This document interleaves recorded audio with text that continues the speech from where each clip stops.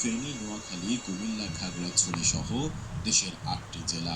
মুহুরী, কহুয়া ও সিলোনিয়া নদীর বন্যা নিয়ন্ত্রণ বাঁধের ভাঙন স্থান দিয়ে প্রবল বেগে পানি ঢুকতে থাকায় একের পর এক ডুবে যাচ্ছে জনপদ। সম্পদ নয়, এখন প্রাণ বাঁচানোই মুখ্য বিষয়। পরিস্থিতির অবনতি হওয়ায় বিদ্যুৎ বিচ্ছিন্ন হয়ে পড়েছে লাখ লাখ মানুষ। সেই সঙ্গে সব ধরনের যোগাযোগও বিচ্ছিন্ন হয়ে পড়েছে। এতে চরম দুর্ভোগে বন্যা কবলিত এলাকার বাসিন্দারা। বন্যার পানিতে ভেসে গেছে পুকুরের মাছ, ফার্মের মুরগি, গরু ছাগল সহ গবাদি পশু।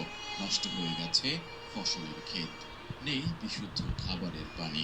পানির উচ্চতা বেড়ে কোথাও কোথাও বাড়ির দ্বিতীয় তলা পর্যন্ত উঠে গেছে। বিগত ৪০ বছরেও এমন বন্যা কেউ দেখেনি।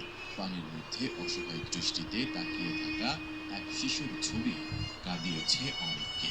নিষ্পাপ শিশুর হৃদয়স্পর্শী চাহনি বুঝিয়েছে এমন আকস্মিক বন্যার কাছে কতটা অসহায় হয়ে পড়েছে লক্ষাধিক মানুষ। গ্রামের ভেতর নাতি নাতনিদের বসিয়ে নিরাপদ আশ্রয় নিতেও দেখা গেছে এলাকার বাসিন্দাদের।